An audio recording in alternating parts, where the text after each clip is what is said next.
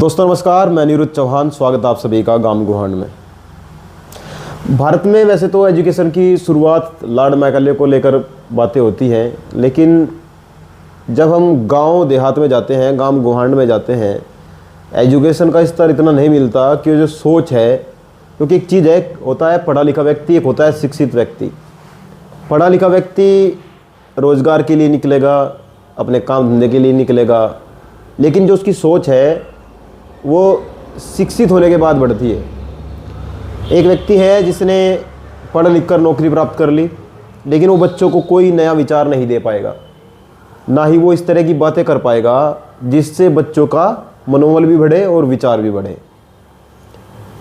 और हम कोशिश ये करते हैं कि हम गांव देहात में जाएं, गांव गुहांड में जाएं, कि बच्चों का जो एजुकेशन स्तर है वो तो बढ़े ही बढ़े, उनका विचार भी बढ़े। वो कास्टिज्म की बात न करें, वो रिलीजन की बात न करें, वो बात करें तो राष्ट्र की बात करें, किसानियत की बात करें। और कोई भी देश जब तरक्की करता है उसके पीछे सबसे बड़ा योगदान जो होता है उसकी कृषि का होता है।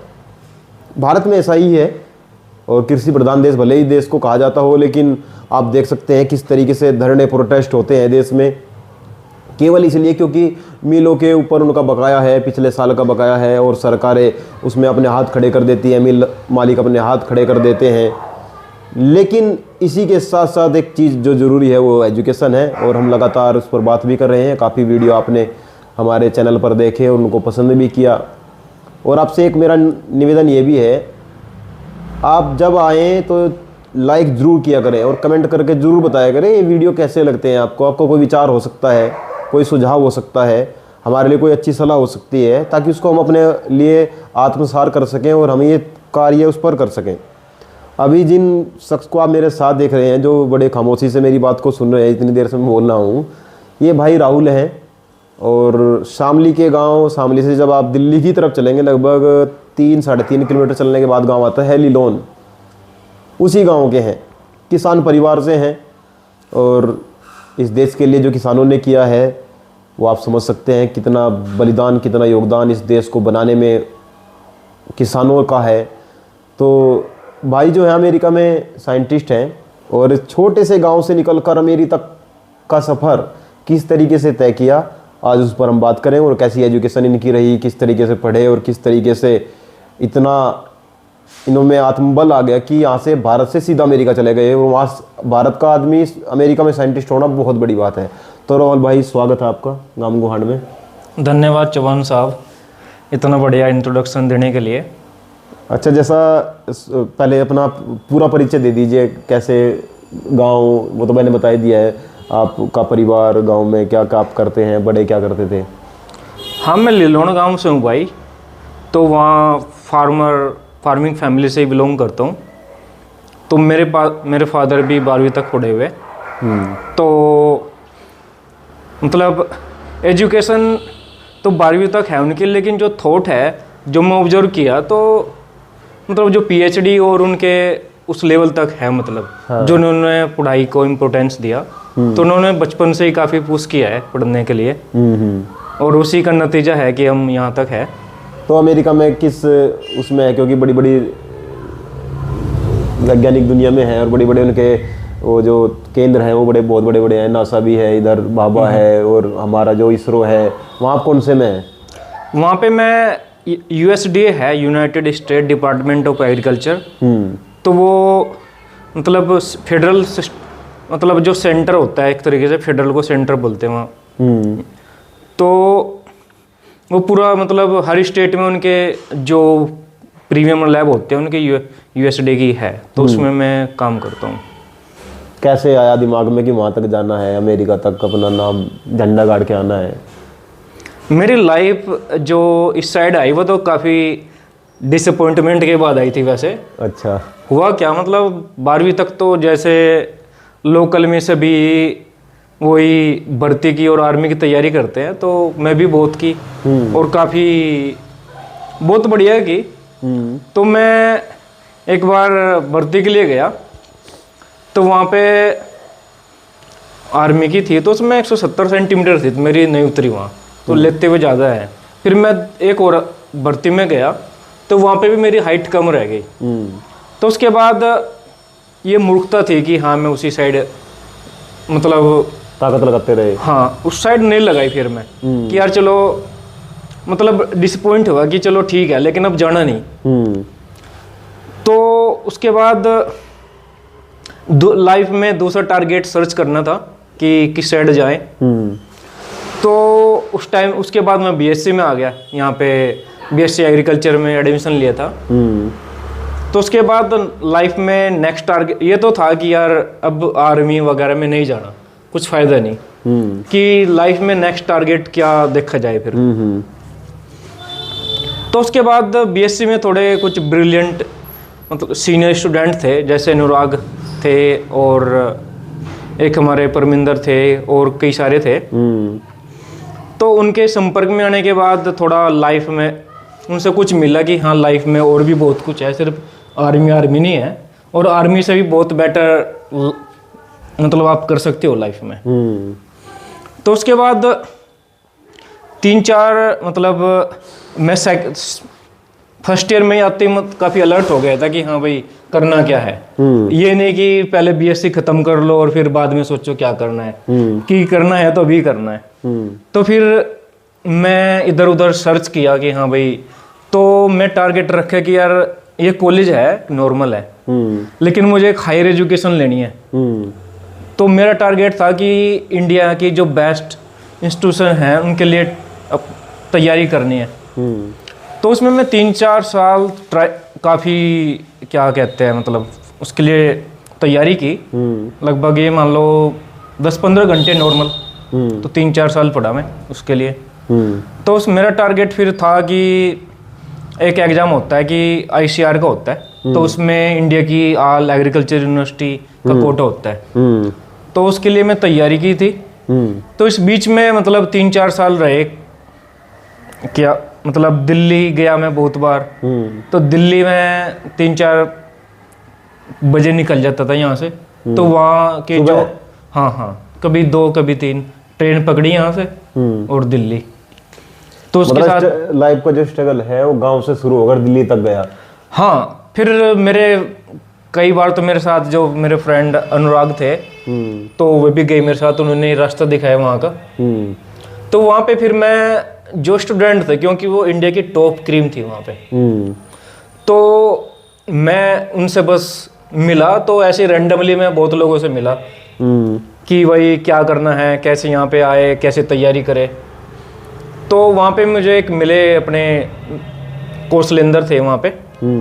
तो उनकी बड़ी हेल्प हुई कि हाँ कैसे तैयारी करनी है, और उन्होंने मतलब एक बुक बताई कैसे करनी है। फिर उनके पास वहाँ पे मतलब रेगुलर जाता था उनके 1-2 बार तो साल में। और फिर वहाँ उन्होंने मतलब और जो उनके ग्रुप में थे उनके साथ तैयारी करवाई मेरी। तो उसके बाद मेरा जो 3rd ईयर था, 3rd ईयर में मैं दे के देखा था एग्जाम कि आईसीआर का चलो कैसा आता है। तो मेरा हो गया था क्लियर वो 3rd ईयर में ही। फिर जो 4th ईयर जो फाइनल ईयर था उसमें भी मेरा हो गया था। तो उसमें मुझे फिर इंडिया की जो टॉप एग्रीकल्चर यूनिवर्सिटीज थी तो उसके लिए ऑफर हो रही थी मुझे। तो उसमें से मैं फिर पंजाब एग्रीकल्चर यूनिवर्सिटी ली थी। अच्छा। हाँ जी। फिर वहाँ से मैं मतलब पंजाब एग्रीकल्चर यूनिवर्सिटी में मैं इसलिए गया था क्योंकि वहाँ पे पता था मुझे कि वहाँ से काफ़ी यूएस में जाते हैं हायर एजुकेशन के लिए। तो मैं वहाँ फिर इसलिए वो सेलेक्ट की थी मैं। तो वहाँ पे फिर मैं जो पता किया हाँ भाई यूएस में एडमिशन कैसे लेते हैं, तो वहाँ पे जीआरई और टोफेल वो मैं जाते ही लग गया था कि ये नहीं यार पहले एमएससी करो फिर देखो। नहीं, मैं फर्स्ट सेमेस्टर से ही स्टार्ट हो गया था कि हाँ भाई अभी बाहर जाना ही जाना है। हाँ। तो उसके बाद फिर मेरा वहाँ पे यूएस में हो गया था एडमिशन। फिर मैं यूनिवर्सिटी ऑफ कनेक्टिकट से पीएचडी किया। तो फिर उसके बाद मेरा मैं यूएसडीए में इंटरव्यू दिया था, फिर मेरा वहाँ पे हो गया था। मतलब आप समझ सकते हैं एक जो गांव का लड़का होता है उसके लिए शामली तक, क्योंकि हमारा डिस्ट्रिक्ट जो है शामली है, वहाँ तक जाना भी बड़ी चुनौती उसके लिए होती है। और जो घर से मजबूत हैं वो तो उनके पास तो गाड़ी भी है, बाइक भी है, लेकिन एक व्यक्ति बस में लटक कर फिर शामली तक जाना और फिर शामली से दिल्ली तक जाना, सुबह उठकर 3 बजे 2 बजे ट्रेन पकड़ना, मतलब सोना भी 2-3 घंटे 4 घंटे मुश्किल से, लेकिन जब जनून व्यक्ति में आ जाता है ना, फिर वो जनून के बस दुनिया में सबसे जो ताकतवर चीज़ है वो जुनून है, आपका आत्मबल है। आत्मबल था तो शहीद उधम सिंह, जिनको हमारे देश के एक ऐसा लीडर माना जाता है जिन्होंने लंदन में जाके गोली मार दी, वो जुनून का ही हिस्सा था। वो जुनून था तो वहाँ जाकर ठोक दिया, और ये जुनून था कि यहाँ से गांव लिलोन से निकलकर और अमेरिका तक का सफ़र कर लिया। अच्छा, इसमें स्ट्रगल कैसे कैसे आए जीवन में, क्योंकि उतार चढ़ाव सबके जीवन में आते हैं। कैसा रहा, घर का स्थिति कैसी थी? कि कई बार ऐसा होता है कि मैंने देखा है बड़े बड़े दूर से लगता है कि वो बड़ा अच्छा घर है, गाड़ी वाड़ी भी खड़ी है, ट्रैक्टर भी है, बड़ा घेर है, और फिर बाद में पता लगा कि मामला कमज़ोर था बहुत। ऐसा भी हुआ कभी जीवन में कि निराशा आई हो कि यार गलत लाइन पे आ गए? नहीं, जब मैं बीएससी में एडमिशन लिया तो मुझे स्कॉलरशिप मिल गई थी। वो यहाँ पे मंडी समिति स्कॉलरशिप बोलते हैं उसको। तो उसमें हर साल 12,000 रुपये मिलते थे। तो मतलब पूरी बीएससी में 48,000 रुपये मिले। तो उसकी वजह से जो मेरे पास, मैं दिल्ली जाता था कि जो मतलब किताबों के बेस्ट ऑप्शन होते थे, तो मैं बेस्ट किताब जो भी थी सब ले उसमें हो जाती थी। तो वैसे पैसों की कमी तो कभी आई नहीं। फिर मास्टर में भी मुझे जेआरएफ स्कॉलरशिप मिल गई थी। अच्छा। तो उसमें मुझे भी उसमें 9,000 मिल जाते थे वहाँ पे भी। तो मतलब पैसों की मुझे नहीं लगा कभी कम। नेट के बाद था 9,000 रुपये, जेआरएफ के बाद तो 30-33,000 रुपये लगे। नहीं, एग्रीकल्चर जो आईसीआर का सिस्टम है वो अलग है। अच्छा। वो मास्टर में ही आपको जेआरएफ देते हैं, स्कॉलरशिप देते हैं। अच्छा। हाँ। अच्छा, एक चीज़ और मैं आपको बता दूँ कि हमारे जो बच्चे हैं वो तुरंत जैसे ही इंटर होती है, वो ज़्यादातर आपने देखा होगा आर्मी के लिए या फिर पुलिस के लिए इस तरह की तैयारी में लग जाते हैं। अगर वो ग्रेजुएशन करें या बीए करें, बीएससी करें, वो तो चलो उनके ऊपर डिपेंड है। ज़्यादातर में तो स्कॉलरशिप भी मिलती है। और जैसे ही आप नेट क्लियर करते हैं और ज़्यादातर जेएनयू, बीएचयू जैसी यूनिवर्सिटी की तरफ आपका मुख होता है, आपका उधर की तरफ आप चलते हैं, तो 30-33,000 रुपये, मैंने मेरे बहुत सारे मित्र हैं जो जेआरएफ हैं, उनको 30-33,000 रुपये मिलते हैं महीने के। तो इतनी सैलरी उधर मिल रही है, इतनी इधर मिल रही है। अगर थोड़ी सी ताकत इधर लगा दी जाए तो बड़ा भी कुछ अचीवमेंट हो सकता है। अब उनको कांस्टेबल बनना था, वो बड़ी तैयारी कर सकते हैं, यूपीएससी के लिए जा सकते हैं या और भी तैयारियों के लिए हो सकते हैं। अच्छा, वहाँ का रहन सहन कैसा है, कैसे एडजस्ट होते हैं आप वहाँ पे अमेरिका में? यूएस में मुझे कभी स्ट्रगल वगैरह तो हुई, ऐसा कुछ हुआ नहीं। क्योंकि वहाँ पे लगभग हर शहर में इंडियन ग्रोसरी स्टोर है। तो वहाँ खाने के लिए सब कुछ मिल जाता है जो यहाँ पे है। और रहने के लिए वहाँ पे कोई प्रॉब्लम नहीं होती, क्योंकि अपार्टमेंट जो वहाँ पे आप जाते हो तो स्कॉलरशिप मिलती है। तो आपकी मतलब ये मान लो 2-3 हज़ार डॉलर हर महीने मिल जाते हैं हमें आपके खाने पीने के लिए, तो जो कि बहुत मोर देन इनफ होते हैं। क्या कहना चाहोगे जो देश का युवा है जिस तरफ चल रहा है? देख रहे होंगे आप इंस्टाग्राम की तरफ बहुत, खासकर युवा भी और युवतियाँ भी इंस्टाग्राम फेसबुक की तरफ ज़्यादा उनका ध्यान है, और बिल्कुल नंगा नाच जिसको आप कह सकते हैं। और क्या आप क्या कहना चाहेंगे, किस तरीके से बच्चों को पढ़ना चाहिए ताकि अच्छी जो एक जिसको एक दर्जा है, जो एक लेवल है एजुकेशन का, उस एजुकेशन के तहत वो एक अच्छा दर्जा भी प्राप्त कर सके? भाई वो तो इतनी अच्छी इसकी तो जॉब है, या भले ही वो प्राइवेट सेक्टर में जाए, लेकिन एक अच्छा उसका स्टेटस हो जीने का। ये नहीं कि छोटी मोटी नौकरी मिल गई और उसमें भी खुश है, लेकिन करना कुछ चाहता था, हो गया कुछ। जैसे आप भी आर्मी में जाना चाहते थे लेकिन नहीं जा पाए, क्या कहना चाहेंगे उनके लिए, किस तरीके से उनको पढ़ना चाहिए ताकि वो अच्छा एक अपना मुकाम हासिल कर सकें समाज में? आपको 12वीं के बाद रिसोर्सेज देखना जरूरी है कि घर के कितने रिसोर्सेज है, और अगर आपके पास रिसोर्सेज ठीक ठाक है तो 12वीं के बाद यहाँ पे कॉलेज और इधर एडमिशन लेने से बजाय आप आप 11वीं में आते हो जब आप, वो आपके लिए क्रिटिकल फेज है।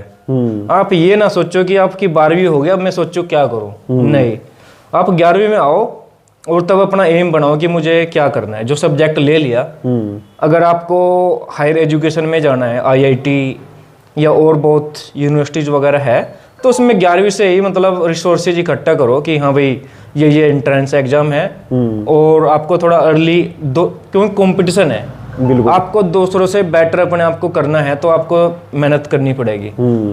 लास्ट के 5-6 महीने वगैरह सब कर लेते हो मेहनत, तो आपको थोड़ा और से एडवांस होना है तो 11वीं में ही डिसाइड कर लो ये करना है। और अगर 12वीं में फिर भी एडमिशन ना हो, 1 साल तैयारी कर लो, बाकायदा आप ऐसे ही इधर उधर एडमिशन लो, 2 साल कर लो।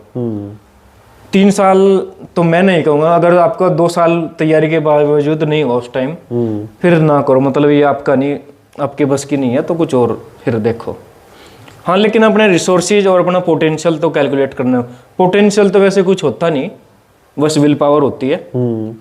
तो आप, हाँ, रिसोर्सेज जरूरी है चेक करना कि आपके फैमिली कितने पैसे लगा सकती है आपके लिए। बिल्कुल, हाँ, ये बहुत ज़रूरी है। नहीं तो कुछ फिर ऐसे ही बिना रिसोर्सेज चेक किए कि हाँ भाई मैं वो करूँगा, फिर वो कुछ बहुत, जैसे अपने यहाँ के है स्पोर्ट में ट्राई करते हैं, लेकिन घर वालों के पास इतने रिसोर्सेज नहीं है लगाने के लिए, तो कुछ फ़ायदा नहीं जाने का।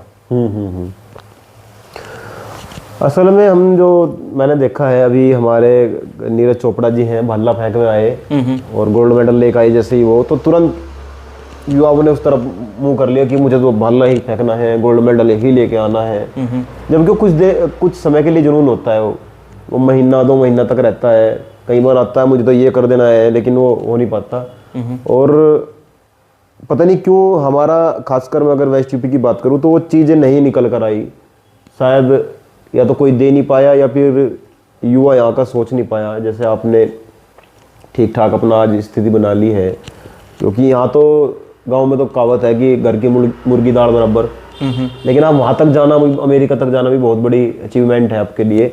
और खासकर जो हमारा क्षेत्र का जो युवा है, अगर वो इन चीज़ों की तरफ ध्यान दे, अगर भाई साहब कहें तो शायद कोई मान सकता है, लेकिन अगर कई बार ये होता है, मैंने देखा है, बड़े नज़दीक से देखा है इस चीज़ को, कि जब उनको बोला जाता है भाई तुझे ये कर लेना चाहिए था, अगर रहने दे तुझे क्या कर रखा, उससे बल्कि सोचने के बजाय, और अगर हम बिजनेस की तरफ चलें, खासकर जो किसान फैमिली के बच्चे हैं, अगर वो इन चीज़ों की तरफ जरा सा भी ध्यान दें तो कुछ भी प्राप्त कर सकते हैं। और मैं अपने जो हमारे गार्जियन हैं उनसे भी मैं ये रिक्वेस्ट करूँगा कि जो बच्चा चाहता है उसको वो करने दें। अगर बच्चा ही चाहता है ना मैं सोऊं तो सोने दो। अगर बच्चा चाहता है मुझे पढ़ना है, मुझे, कई बार क्या होता है, ये दिक्कत लगभग मैंने बहुत सारे लोगों के साथ देखी है कि वो बच्चा चाहता है कि मुझे जी लूँ मैं, लेकिन माँ बाप चाहेंगे कि एक जी की जगह कॉमर्स ले, जैसे वो इंटर के लिए तैयारी करता है, और बच्चा चाहता है कि मैं साइंस लूँ, माँ बाप चाहता है कि कॉमर्स ले। क्योंकि हम दूसरे से सुनकर, भाई साहब अब साइंटिस्ट बन गए, तो बच्चों को ये चाहेंगे कि वो फलाने का लड़का साइंटिस्ट बनेगा तो भी साइंटिस्ट बन, जबकि वो चाहता है कि मैं पुलिस में जाऊँ, उसको पुलिस में ही जाने दें, उसके ऊपर कोई प्रेशर ना करें, पढ़ते हुए तो प्रेशर ना करें।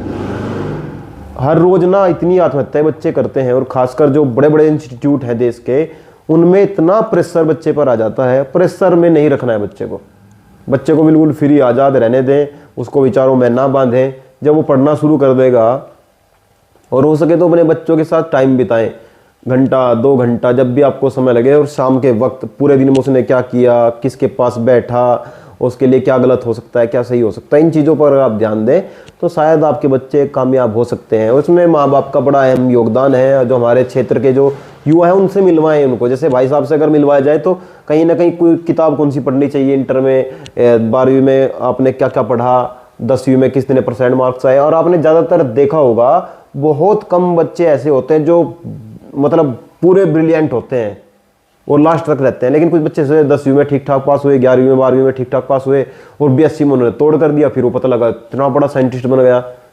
तो इन चीज़ों पर आपको ध्यान देना चाहिए, और उसको लेट बूमर बोलते हैं।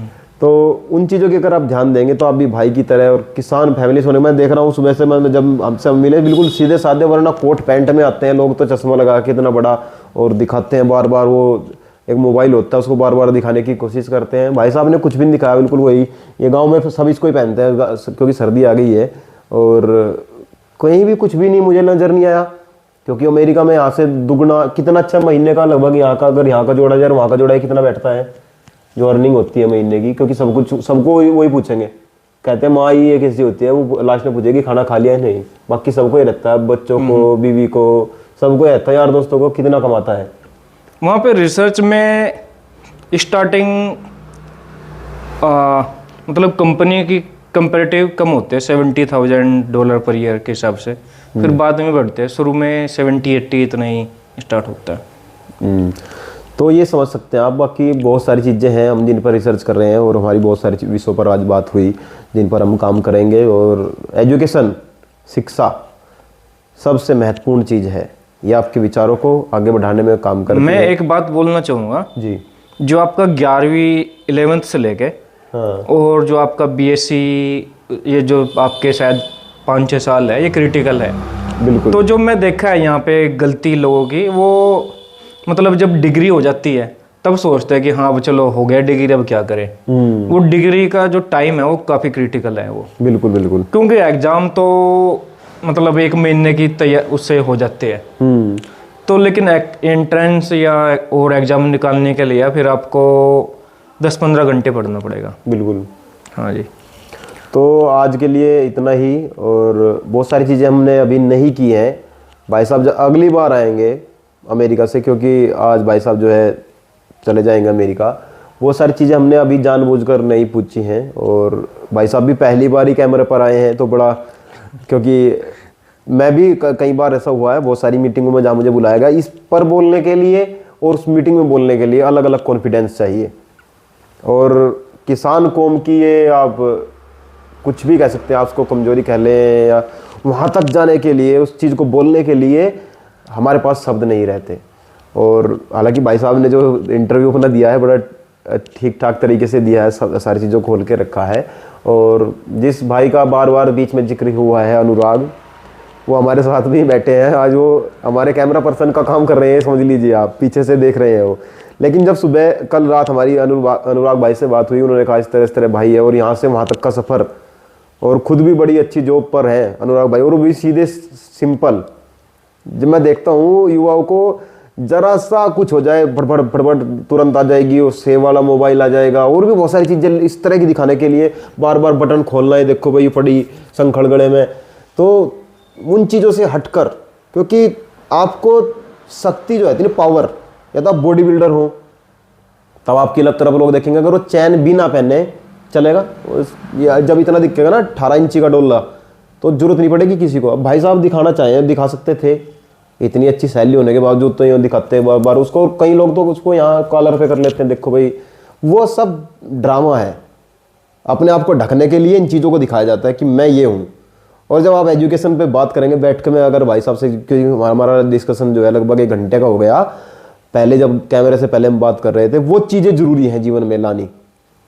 और आपने देखा होगा आजकल आप दिव्य कीर्ति जी को देखते होंगे, खान सर को देखते होंगे, अवध ओझा जी को देखते होंगे, वो बात केवल एजुकेशन की करते हैं, जबकि उनके पास पैसे की कोई कमी नहीं है। अपनी अज्ञानता को ढकने के लिए आदमी इन चीज़ों को पहनता है कि मुझे देखे लोग, जबकि वहाँ देखता वेखता कोई नहीं है। तो इन चीज़ों की तरफ ध्यान देना बेहद अनिवार्य है। और आप सबका धन्यवाद, आप हमें इतना प्यार दे रहे हैं, गांव गुहांड को इतना आप सपोर्ट कर रहे हैं। और बहुत जल्द चैनल पर हमारे ज्वाइन बटन शुरू होने वाला है, शायद आज कल में हो जाए, तो ज्वाइन के माध्यम से आप हमारी मदद कर सकें, ताकि इस आवाज़ को हम दूर तक फैला सकें और दूर तक जाकर गांव देहात की आवाज़ जो है आप तक पहुंचा सकें। जुड़े रहें गांव गुहांड के साथ। जय हिंद। मैं लास्ट मैसेज देना चाहूँगा जी, क्योंकि वो क्रिटिकल है काफ़ी, बात तो बहुत ज़्यादा हो जाती है पर की पॉइंट कम होते हैं। जब आप 11th में होते हो जी, मतलब 11th में जो सब काफ़ी इम्पोर्टेंट वो है फिर, क्योंकि अगर आपको बेस्ट इंस्टीट्यूशन में जाना है तो आपको अंडरग्रेड में जाओ, मतलब जो बीएससी या, तो उसके लिए 11वीं में 10th पास होते ही, चलो 10th के एग्ज़ाम देते हुए तब से स्टार्ट करो कि हाँ अपन मेंटली अपने आप को प्रिपेयर करो। और मैं तो ये कहता हूँ यार, अपनी ज़मीन बेच दो 2-4 बीघे, कोई नहीं। अगर आपका IIT में जा रहा है, कहीं भी जा रहा है, एम्स में जा रहा है, बेच दो ज़मीन, बाद में 2 बेचोगे तो 20 खरीदोगे। बिल्कुल बिल्कुल। और उस जो आपके 2-3 साल है वे काफ़ी क्रिटिकल है। 11वीं से लेके अगर एक आपके 12th में भी एडमिशन नहीं हुआ, और ये भूल जाओ कि आपके 10th में नंबर कितने आएंगे, बिल्कुल कोई मैटर नहीं करता। बिल्कुल। 11th में आए मतलब 11th 12, अगर 12th की बाद नहीं हुआ, 1 साल और तैयारी करो, 2 साल करो, लेकिन जो आपके लिए बेस्ट यूनिवर्सिटीज वगैरह में जाना है वहाँ पे जाओ। ये मतलब ध्यान देने की बात ये है कि भले ही आप 10वीं में, आपने देखा होगा ज़्यादातर हमारे जो सीनियर जो अधिकारी आते हैं वो सारे आर्ट के आते हैं, और अगर उनके आप 10वीं और 12वीं के देखेंगे नंबर तो बहुत मामला नीचे का होता है। और यहाँ अपने मैं एक दिन एक वीडियो देख रहा था राहुल भाई, वो कह रहे थे कि ये लोग जो साइंस वाले हैं वो तो इधर चले जाते हैं बीटेक करने के लिए, जो आर्ट वाले हैं यूपीएससी की तरफ चले जाते हैं, ये कॉमर्स वाले सीए वगैरह बन जाते हैं, और एग्रीकल्चर वाले एग्रीकल्चर विभाग में चले जाते हैं। जो पढ़ते नहीं वो यहाँ नेता बन जाते हैं, जो थोड़े बहुत पढ़े लिखे हैं, और जो बिल्कुल नहीं पढ़ते हैं वो बाबा बन जाते हैं। वो वीडियो वायरल हुई होगी, आपने देखी होगी। हाँ, तो ये बड़ी समझने की चीज़ है, और कैसे समझना है ऐसे लोगों से आप समझ सकते हैं। और हम बाकायदा बिल्कुल जब भाई साहब वहाँ चले जाएंगे, हम कोशिश करेंगे, हम लाइव आकर जो आपके कमेंट आएंगे उनके जवाब दे सके, कैसे आपने पढ़ना है और कैसे आप अच्छी तैयारी कर सकते हो। और इस क्षेत्र में, क्योंकि भाई साहब का जो फील्ड है उसी में हम बात करेंगे, कैसे आप जा सकते हैं। तो बहुत बहुत धन्यवाद हमें सुनने के लिए। जय हिंद, जय भारत। धन्यवाद।